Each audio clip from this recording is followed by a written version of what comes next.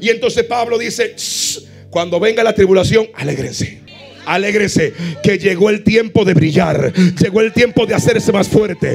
Llegó el tiempo de hacerse más resistente. Te van a dar forma, te van a dar la forma de Cristo, porque Él quiere, el Padre quiere que todos nos parezcamos al... Dígame si tienes Romanos capítulo 5. Ok, vamos a leer algunos versículos de Romanos capítulo 5. Vamos a leer en el nombre del Padre, del Hijo y del Espíritu Santo. Dice la palabra: justificados pues por la fe, tenemos paz para con Dios por medio de nuestro Señor Jesucristo, por quien también tenemos entrada por la fe a esta gracia, en la cual estamos firmes y nos gloriamos en la esperanza ¿de quién? De la gloria de Dios. Y no solo esto, sino que también nos gloriamos en las tribulaciones, sabiendo que la tribulación produce ¿qué? Y la paciencia, y la prueba, y la esperanza no avergüenza, porque el amor de Dios ha sido derramado en nuestros corazones por medio de ¿qué? Del Espíritu Santo que nos fue dado. Amén. Para entender Romanos capítulo 5, Romanos capítulo 5 no puede ser entendido con una lectura suelta, una lectura desconectada de los demás capítulos. Para entender este capítulo, obligatoriamente necesitamos leer y haber pasado de manera minuciosa por el capítulo 1, 2, 3 y 4 y haberlo entendido de manera clara para nosotros lograr comprender entonces el capítulo 5 de Romanos. Porque este capítulo es una continuación directa de los demás capítulos. O sea, no están desconectadas las palabras del apóstol en el capítulo 5 de los demás textos, sino que están intrínsecamente relacionadas. Romanos capítulo 5, le digo que es una secuencia directa del 1 hasta el 4. Porque si ustedes observan, y a modo de resumen, les voy a decir que Romanos capítulo 1 trata sobre la condición del hombre y de cómo el pecado arruinó, desgració la vida del hombre al punto de desconectarlo de la fuente, de desconectarlo de Dios, y por lo tanto eso dio paso a la muerte. Porque la muerte es la desconexión, la separación de Dios con el hombre. Entonces, Romanos capítulo 1 establece la culpabilidad del hombre producto de haber pecado. El capítulo 2 indica inmediatamente no solamente la culpabilidad del hombre, sino la culpabilidad de gentiles y judíos. Se establece que no solamente los gentiles están desconectados, sino que también los judíos están separados. Y innegablemente es justo el juicio de Dios. O sea, Romanos capítulo 1 y 2 habla de la culpabilidad del hombre, no solamente de gentiles, sino que también de los judíos. Y también establece que de manera conectada eso dio paso a que Dios entrara en un justo juicio en contra del hombre. Como el hombre pecó, el hombre tiene que pagar los platos rotos, ahora, de la consecuencia de su pecado directo. Por lo tanto, habla del justo juicio de Dios. Todo lo que Dios determine para el hombre es justo. Eso no, y yo sé que eso puede entrar en contradicción con nuestro concepto de justicia, porque nosotros pensamos que la justicia de Dios está acomodada a la nuestra y no tiene nada que ver. Dice la Biblia que así como los pensamientos del hombre, los pensamientos de Dios están separados, los cielos de la tierra, así son los pensamientos del hombre de los de Dios, de tal manera que están muy distantes uno del otro. Entonces, Romanos capítulo 1, Romanos capítulo 2 y luego capítulo 3 del libro de Romanos Romanos capítulo 3 no solamente establece eso, sino que Romanos capítulo 3 establece el juicio y la consecuencia. Y dice Romanos 3:23, por cuanto todos pecaron, todos están de la gloria de Dios. Por lo tanto, establece, reafirma la condición en la que se encuentra el hombre con respecto a Dios. En Romanos capítulo 3 también habla acerca de que Dios da la ley al pueblo, pero la ley siendo justa, el mandato siendo perfecto, es incapaz de justificar al hombre delante de Dios, puesto que Romanos capítulo 8 dice que lo que era imposible para la ley, por cuanto yo era débil por la carne, Quiere decir esto entonces que la ley no puede justificar al hombre, porque el hombre es carne vendida al pecado y no puede cumplir el rigor de la ley. Por lo tanto, la ley lo que hizo que empeoró la condición del hombre, porque le mostró su pecado, le señaló el pecado, y el pecado se hizo en sobremanera pecaminoso, dice el apóstol Pablo. O sea, lo que me mató, ahora me mató 1000 veces más, porque antes de la ley no había conocimiento del pecado, y donde no hay ley no se inculpa de pecado. Pero venida la ley, entonces todo lo que yo hacía que no era culpado de pecado ahora tiene nombre de pecado, y el pecado se hizo extremadamente peligroso. Por lo tanto, la ley tuvo un efecto contrario para el hombre. Entonces, en Romanos capítulo 4, Pablo da una síntesis acerca de Abraham y presenta que Abraham fue justificado no por medio de las obras, sino por haber creído a la promesa por medio de la fe. Y entonces, como le creyó a Dios, le fue contado por justicia. Y si le fue contado por justicia, Dios lo declaró justo por haber creído por medio de la fe. Y entonces, interesante esto, porque él dice que la fe de Abraham fue antes de la ley. Por lo tanto, Abraham vivió en la gracia antes de la ley. Así que la ley no precedió la gracia, sino que la gracia precedió a la misma ley, pero en su manifestación tuvo un tiempo cairo, un tiempo señalado en el que tenía que darse las cosas. Por lo tanto, como el hombre, como Abraham fue justificado, todo lo que desciende de Abraham son justificados. Entonces no son justificados los que cumplen la ley, sino aquellos que le creen a Dios por medio de la fe. Así que ahí entran judíos y gentiles, porque no son los hijos de Abraham aquellos que descienden directamente de él, sino los que descienden por medio de la fe. Así que 4:25 del libro de Romanos, para resumirle, dice entonces que Cristo fue entregado a causa de las muchas transgresiones, para que entonces por medio de él nosotros seamos justificados. Entonces Romanos capítulo 5 inicia diciendo: justificados pues por medio de la fe. Entonces entienden la conexión ahora que hay entre los capítulos. Por eso es que inicia el capítulo 5 del libro de Romanos diciendo: justificados pues por medio de la fe. Entonces, ¿qué significa la palabra justificado? La palabra justificado significa ser declarado justo. Ahora, el ser declarado justo no es por la inocencia del hombre, no es por el mérito del hombre. Nosotros fuimos declarados justos no porque teníamos méritos personales, no porque acumulamos bondades en nuestro propio ser, sino por medio de la fe colocada en la persona de Cristo y en su sacrificio. Entonces el Padre ya no ve a Heuri de manera particular, ya no ve a Gaby de manera particular, sino que ahora el Padre ve a todos en la persona de Cristo. Por lo tanto, fuera de Cristo todos están condenados, pero en la persona de Cristo todos están justificados. Por eso es que la Biblia dice que nosotros vivimos en él y nos movemos en él. Nosotros no podemos hacer nada fuera o separado de él, porque nuestra vida está escondida en Cristo. Por eso somos nueva criatura, porque todo lo que Dios hace, lo hace a través de la persona de Cristo. Nosotros estamos en Cristo vivimos y en Cristo nos movemos. Ahora observe, diga conmigo fe. La fe es importante porque la justificación es dada por la fe, pero la fe no está suelta. La fe no está suelta, flotando, gravitando en el aire. No, la fe está colocada en la persona correcta. La fe no está puesta en María. La fe no puede estar puesta en la religión, el apóstol o el pastor. La fe debe estar puesta en la persona correcta. Puestos los ojos en Jesús, el autor y el consumador de la fe, el cual por el gozo puesto delante de él sufrió la cruz, menospreció el oprobio y se sentó a la diestra de Dios Padre. Para que la fe pueda justificar, la fe por sí misma no puede hacer nada si no está anclada a la persona correcta, y esta se llama Jesucristo, un solo mediador entre Dios y los hombres, Jesucristo hecho. Dígame amén si lo entiende. Si no, deme tiempo que vamos para allá. Así que la fe colocada en la persona correcta que es Cristo Jesús, desprende la justificación. Y esa justificación entonces da paso a la paz para con Dios.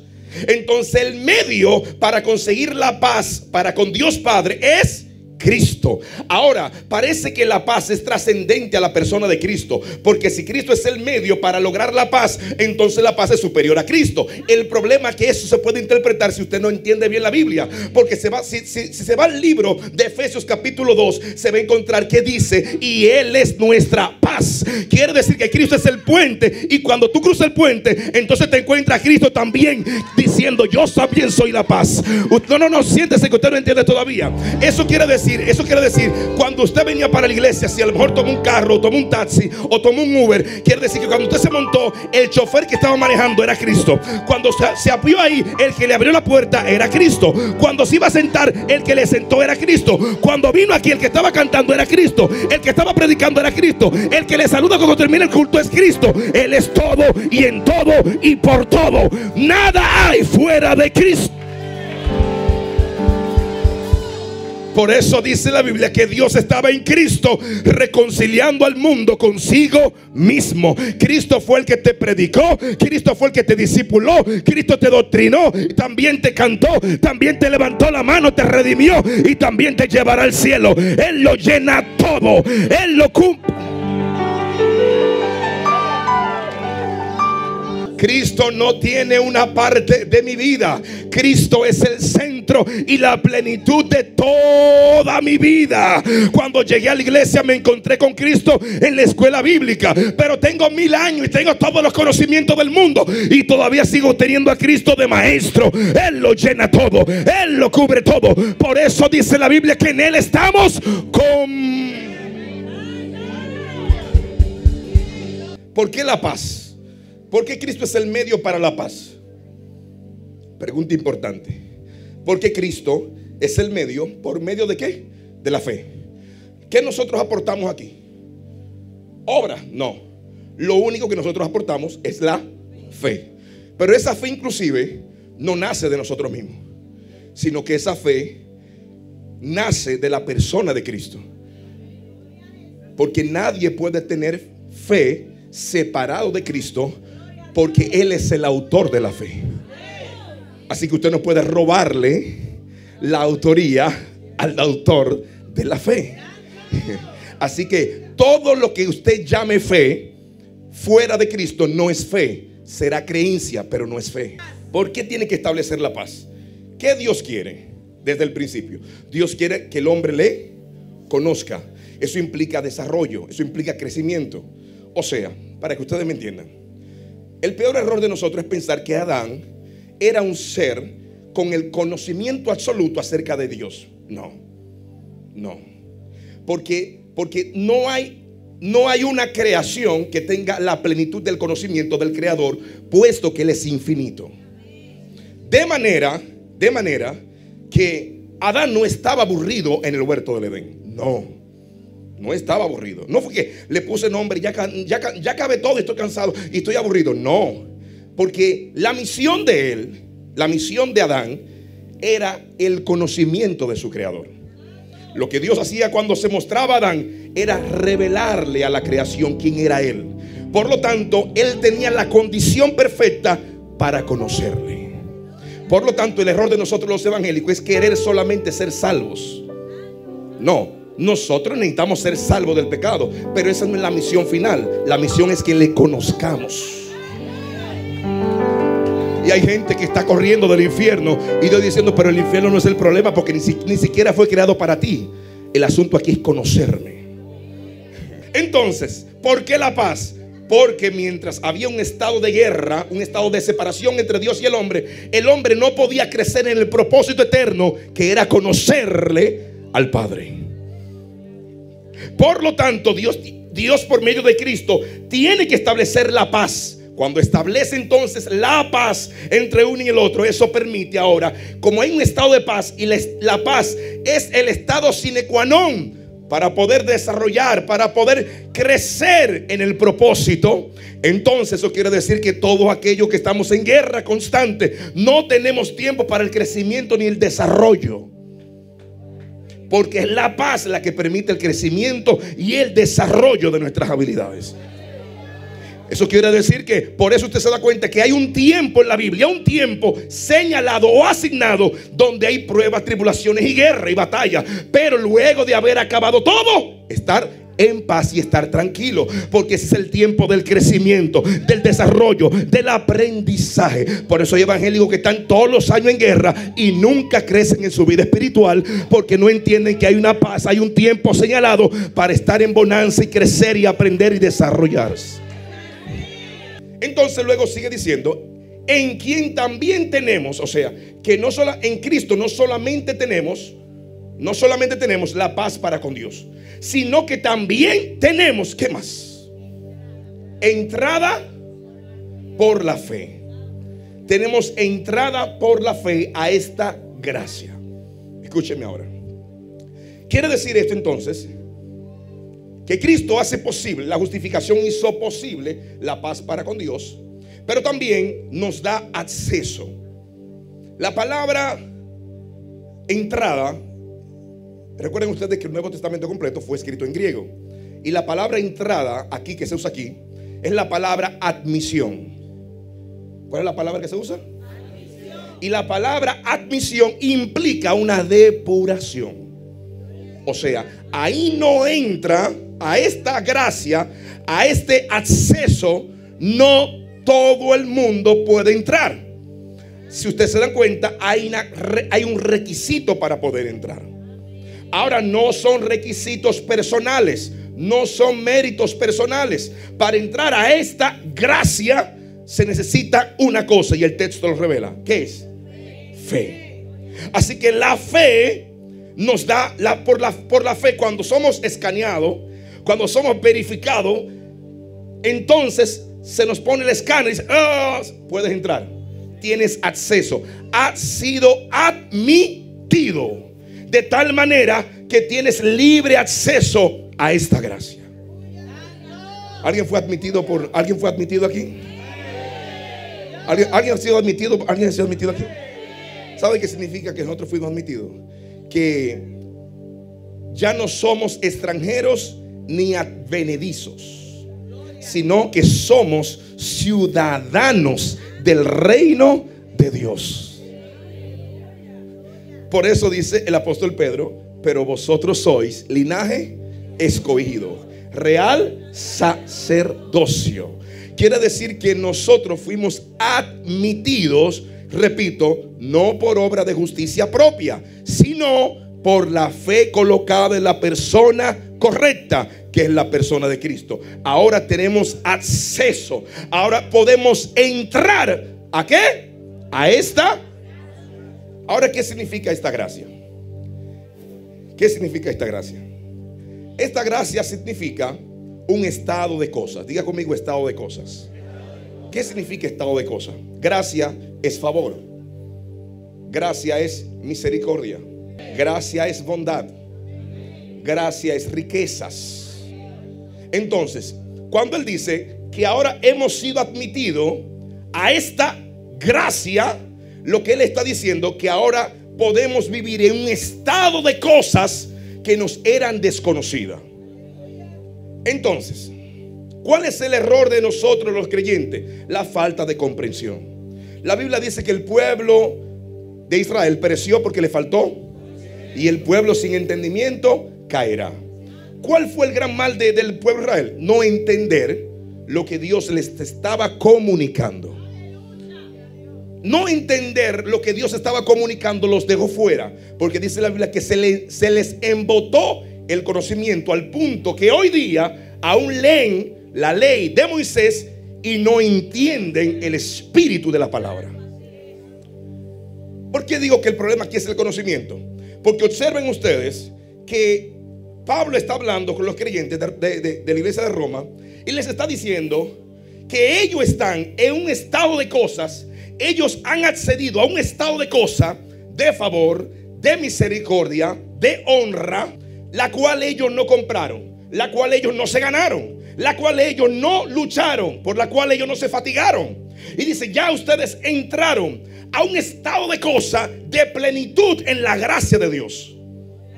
Ya ustedes están completos en la gracia de Dios. Ustedes han entrado a esta gracia. Todo lo que está contenido en la gracia, nosotros ya estamos en ese lugar. Ya nosotros estamos en esa posición. Entonces, los creyentes estamos ayunando y orando para llegar a la plenitud de algo en lo cual ya estamos.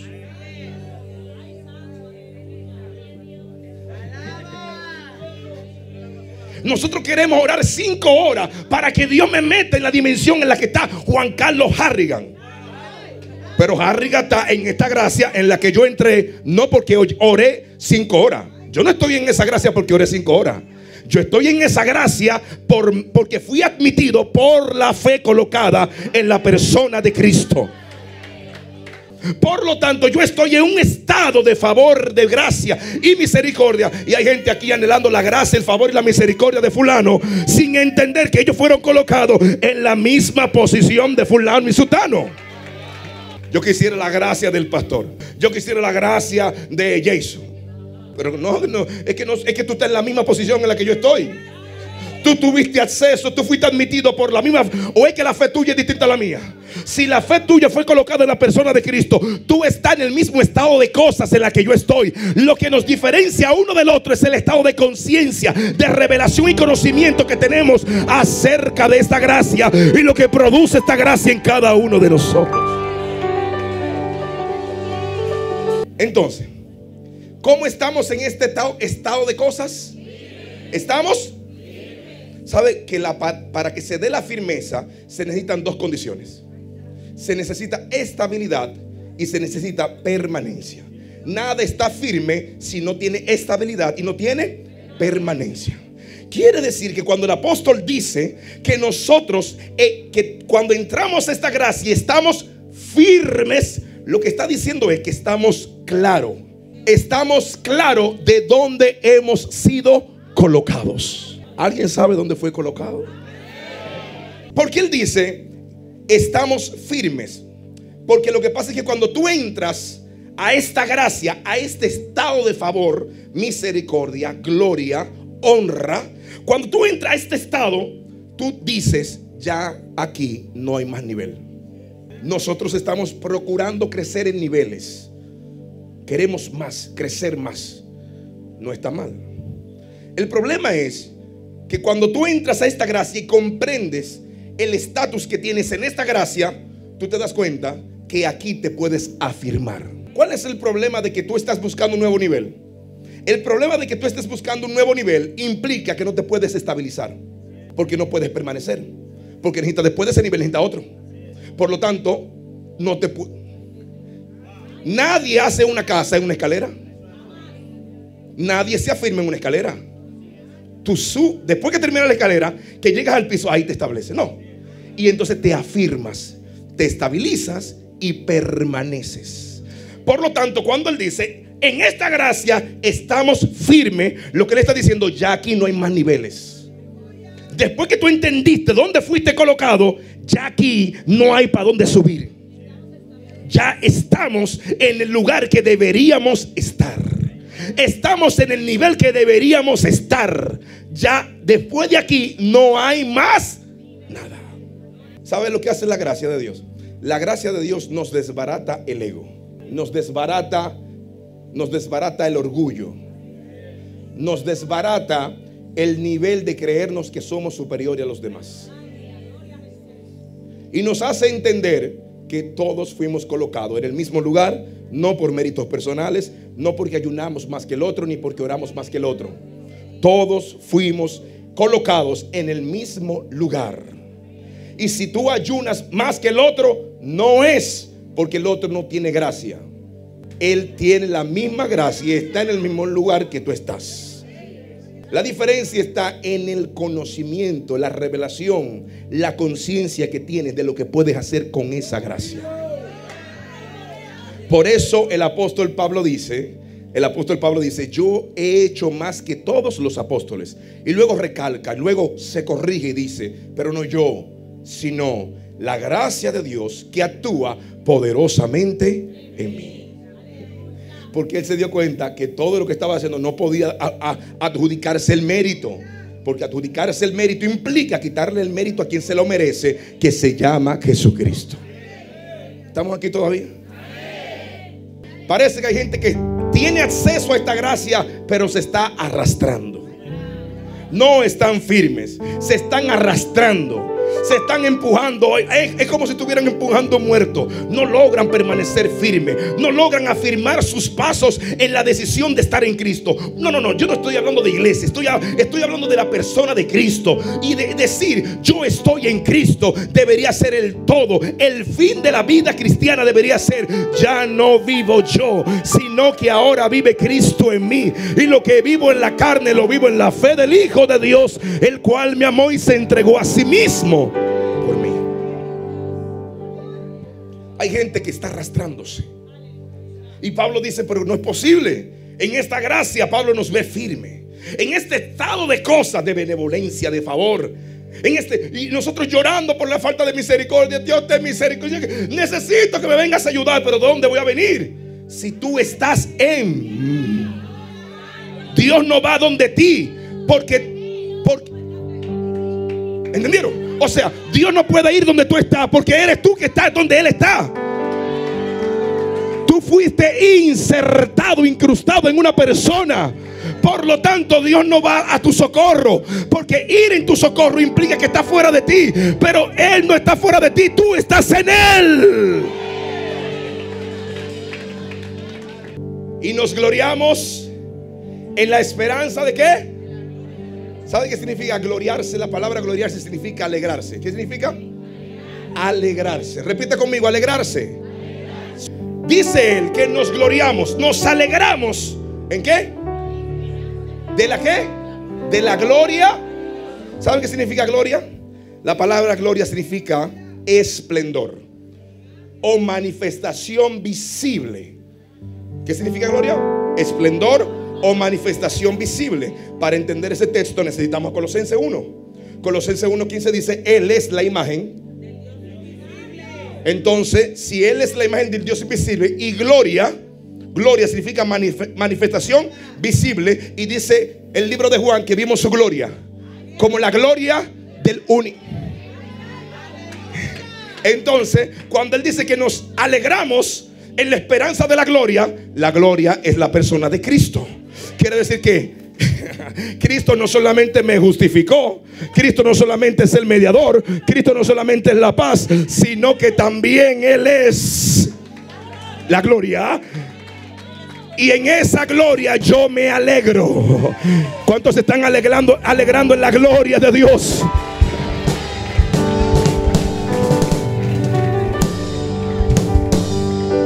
Por eso le dije a ustedes que cuando tomaste el Uber y te abrieron la puerta, la persona que manejaba era Cristo, y la persona que te abrió la puerta era Cristo. Y cuando escuchaste el mensaje, la persona que predicaba era Cristo. Él lo llena todo. Entonces, nosotros nos alegramos cuando vemos a Cristo. Eso es lo que está diciendo el apóstol. Cuando nosotros los creyentes vemos a Cristo, nos alegramos, nos gloriamos. Si Cristo no es el todo de tu vida, revisa tu fe. Porque la fe puesta en Cristo, todo lo que hace es llevarnos a la persona de Cristo, rendirnos a la persona de Cristo. No hay gloria. Cualquiera que está buscando conocimiento fuera de la persona de Cristo no entiende quién lo salvó, quién lo redimió, quién lo justificó, quién lo santificó. Él lo llena absolutamente todo. Versículo 3. Y no solo, repito, y no solo, sino que también nos gloriamos. ¿En qué? ¿En qué nos gloriamos? En las tribulaciones. Yo sé que ustedes digieren muy fácil el tema de gloriarse en la gloria. Lo que ustedes no asimilan muy bien es eso de gloriarse en la tribulación. Pero yo les dije a ustedes que el problema de nosotros es un problema de comprensión. Porque nosotros pensamos que cuando llega la tribulación nos saca del estado de gracia. Si yo estoy en un estado de gracia y yo fui admitido a un estado de gracia, ya no hay más nada. Porque yo estoy firme ahí. ¿Cómo yo estoy en ese estado? Firme, estable y permanente. Estable y permanente. Estable y permanente. Por lo tanto, la tribulación no puede sacarme del estado de gracia en el cual yo estoy firme, estable y permanente. Pero ¿por qué nos asusta la tribulación? Porque pensamos que nos está sacando del estado de gracia. Porque si yo tuviese gracia, no tuviese pasando esta tribulación. Y el problema es que tú no sabes lo que es tribulación. Como tú no sabes lo que significa tribulación, por eso te asustas. Tribulación significa dificultad y aflicción. Dos palabras sinónimas. Dificultad y la otra es. Ok. Quiere decir que la aflicción define la tribulación y la tribulación define la aflicción. ¿Qué significa aflicción? Palabra griega. De Asia. Fligere. Adfligere. Contra. Hacia, contra, golpear. Quiere decir que la palabra aflicción lo que significa es golpear hacia o golpear contra. Entonces la tribulación es golpear contra, golpear fuerte hacia la pared. ¿Por qué golpear contra por qué golpear contra? ¿Y por qué gloriarse, reírse, alegrarse cuando somos golpeados contra? Eso es lo que está diciendo el apóstol. Que nos alegramos cuando somos golpeados. Si tú supieras tu naturaleza, te alegrarías. Repito, si entendieras tu naturaleza, te alegrarías cuando eres golpeado, cuando eres atribulado. Y así que el apóstol Pablo lo está viendo. ¿Qué material cuando es golpeado es mejorado? El acero. Hay un procedimiento llamado forja. Diga conmigo, forja. Cuando el hierro, el acero es puesto en una forja, se agarra un martillo y luego se golpea. Se golpea contra y se le da forma y se hace más duro. Se hace más resistente. Por lo tanto, el apóstol está diciendo, como él entiende la palabra y él sabe que ser golpeado contra es un motivo de alegría, porque él dice, me están dando forma. El Padre me está dando forma. El Padre me está haciendo resistente. Quiere decir que la tribulación no vino a sacarme del estado de cosa de gracia. El estado vino a afirmar el estado de gracia en el cual me encuentro. Porque yo fui admitido. Tienen que tener toda la idea clara. Al yo ser admitido, quiere decir que a mí me pasaron un escáner. Y cuando me pasaron al escáner, me dijeron, entra a esta gracia. Pero a esta gracia tú no entraste perfeccionado. No, ellos vieron la fe y dijo, tú puedes entrar. Y tú estás todo chueco. Tú tienes mucha escoria, tú tienes mucha basurita, tú tienes muchas cosas, pero está en el estado de gracia. Y ahora dice, la gracia dice, necesitamos pulirlo, hacerlo resistente, hacerlo fuerte. Dame tribulación para el muchacho. Golpéalo con golpéalo con el martillo. Levante la mano y alabe a Dios si puede.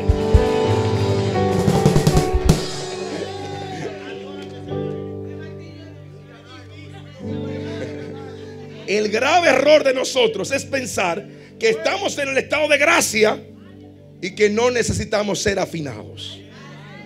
No, yo estoy en el estado de gracia. Yo estoy en el estado de gracia, pero necesito tribulación. Y entonces Pablo dice, cuando venga la tribulación, alégrense. Alégrense, que llegó el tiempo de brillar. Llegó el tiempo de hacerse más fuerte. Llegó el tiempo de hacerse más resistente. Te van a dar forma, te van a dar la forma de Cristo. Porque Él quiere, el Padre quiere que todos nos parezcamos al... ¿Nos gloriamos en qué? En las sabiendo. ¿Qué sabemos? ¿Qué sabemos? Que las tribulaciones producen ¿qué? El problema, le dije a ustedes que el problema de nosotros evangélicos es el conocimiento. Porque nosotros pensamos en paciencia como un estado pasivo. Y la palabra aquí que se usa no tiene que ver nada con la pasividad. La palabra que se usa aquí es una palabra griega que significa, la palabra paciencia, ¿sabe qué significa? Resistente a la presión. ¿Nos gloriamos en qué? ¿En la tribu? En la tribulación me golpean contra qué? Me golpean, ¿verdad? Me golpean contra el martillo, me golpean, ¿verdad? Y entonces, esa tribulación, ¿qué produce? Resistencia a la presión. Tú te das cuenta entonces que la tribulación, la paciencia, es una consecuencia directa del momento de tribulación. Entonces el diablo dice: ay, el Padre permitió que lo atribulen, le vamos a dar con todo. Y Dios diciendo en los cielos: ahora es que va a salir fuerte, porque ahora lo voy a hacer resistente.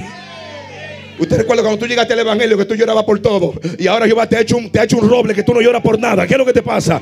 Me ha hecho resistente, muchacho. Me estoy haciendo resistente. ¿Tú te acuerdas? Ay, yo tengo miedo que me traicionen. Te traicionaron y te diste cuenta que no te moriste, porque el Padre te hizo resistir. Ay, ay, ay, ay, ay. Dele. Levante esa mano. Alguien póngase de pie, levante la mano y diga: gloria a Dios. Diga fuerte conmigo: Dios me está haciendo resistente.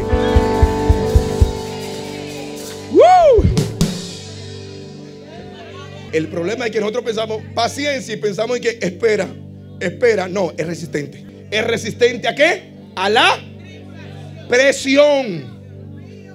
¿Resistente a qué? Presión. Resistente a la presión. ¿Qué material es resistente a la presión? Diamante. Hay gente que comenzó como hierro, recibiendo golpes, pero el fin era convertirlo en... El diamante es conocido por su excepcional resistencia y dureza, especialmente cuando es sometido a la presión. El diamante puede soportar presiones extremadamente altas sin deformarse. No es solamente que tú resistes a la presión, es que no te deforma cuando estás en medio de la presión.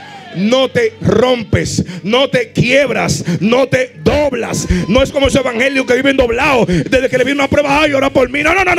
Yo no soy de los que retroceden. Yo no soy de los que se doblan. Yo soy de los que avanzan. Yo soy de los que permanecen firmes.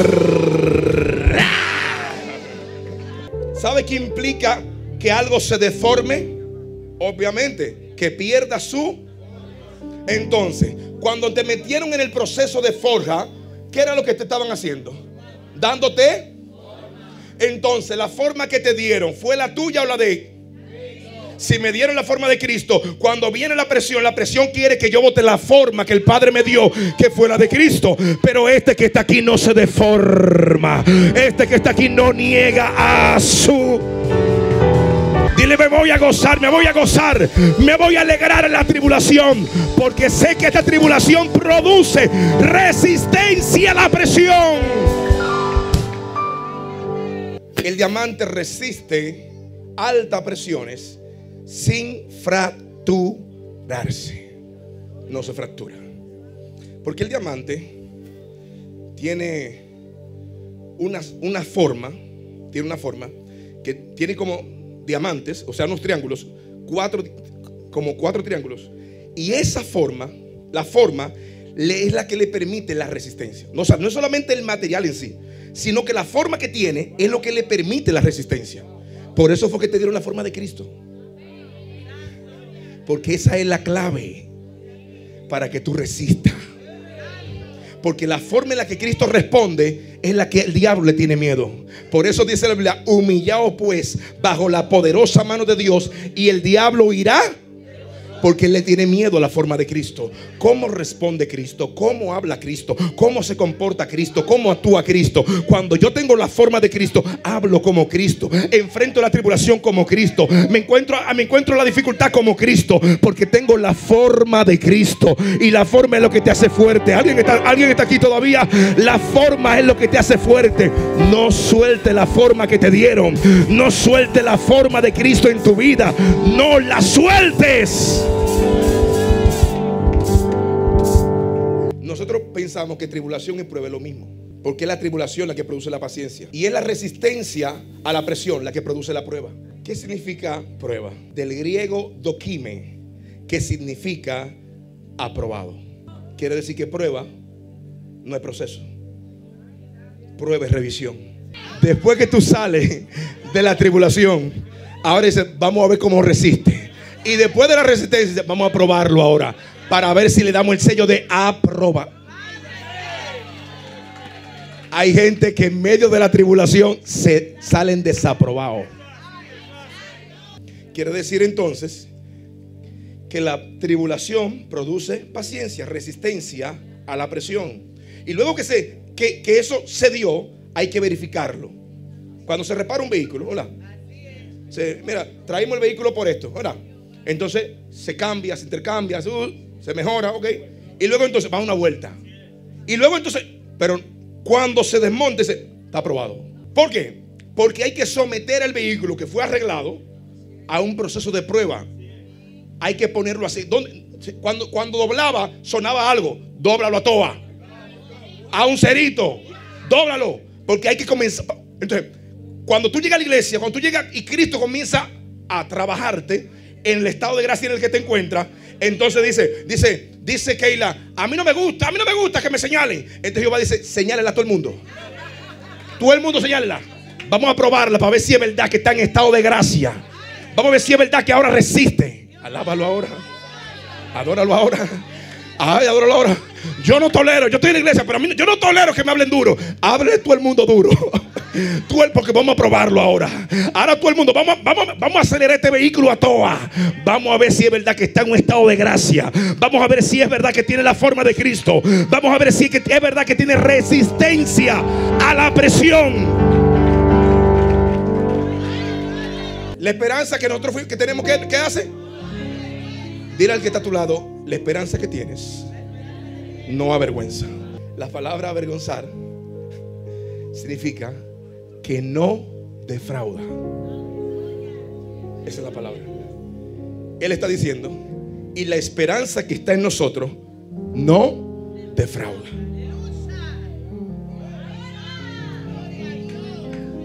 ¿No lo entiende? Vaya a Primera de Pedro. Bendito el Dios y Padre de nuestro Señor Jesucristo, que nos hizo renacer para una esperanza viva. Quiere decir entonces que la esperanza que nosotros tenemos no defrauda, porque la esperanza está sometida a la promesa de quien la da. Así que ellos creen que la esperanza que nosotros tenemos defrauda, porque Cristo no ha regresado, porque Cristo no ha venido. Entonces ellos creen que nosotros tenemos una esperanza muerta, y la esperanza de nosotros está viva y no avergüenza. ¿Qué significa que no avergüenza? Romanos 1:16. Porque no me avergüenzo del evangelio, porque es poder de Dios para salvación a todo aquel. La salvación nosotros no la recibiremos cuando Cristo nos lleve al cielo. No. Eso es lo que la gente cree. Yo recibí ya yo fui colocado en el mejor estado de gracia, favor, misericordia, perdón, justificación. Por lo tanto, esta esperanza no defrauda. Lo que Cristo te prometió no defrauda. Lo que Él dijo que iba a hacer contigo no defrauda. Ni una jota, ni una tilde pasará de mi palabra. Pasará el mundo entero, pero mi palabra se cumplirá. Lo que Dios dijo que hará con la iglesia, lo va a cumplir. Lo que Dios dijo que hará contigo, lo hará. Y nadie podrá llevarlo a cabo. ¿Por qué no avergüenza? Porque el amor de Dios ha sido derramado. ¿Qué fue? Diga conmigo, derramado. La palabra derramado significa distribuido de manera generosa o de manera abundante.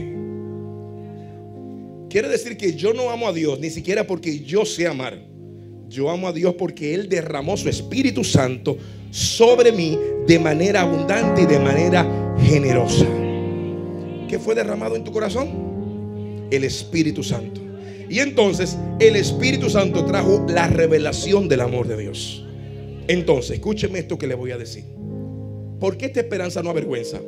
Porque si Dios me dio su Espíritu Santo como garantía, como adelanto, porque la Biblia dice que el Espíritu Santo es las arras de la promesa del amado. ¿Qué significa las arras? Que es la garantía.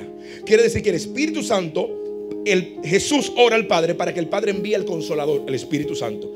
Y el Espíritu Santo es la garantía o el adelanto de que Él va a cumplir todo aquello que Él prometió. Por eso dice la Biblia, que si no escatimó a su propio Hijo, sino que lo entregó, ¿cómo no nos dará también con Él todas? O sea, es lo que dice el apóstol Pablo. El apóstol dice, pero si entregó al Hijo, ¿cómo no nos dará también con Él las demás cosas que están por debajo del Hijo? O sea, para que entiendan, el cielo no es la mayor promesa. No, pues yo quiero ir al cielo, en una calle de oro, mar de cristal. Pero es que esa no es la gran cosa. La gran cosa fue que Él entregó al Hijo. Y si te entregó al Hijo, el cielo está prometido, muchacho. El cielo viene de camino ya. Todo lo demás que tú necesites. Por eso que Él dice, no se afanen. No se afanen. Porque si yo le entregué al Hijo, no le voy a dar el sustento, no le voy a dar el pan, no le voy a dar la casa que me está pidiendo. Es que te voy a dar. Las demás cosas vienen por añadidura. Las demás cosas vienen cayendo por su propio peso. Póngase de pie, por favor, en el día de hoy.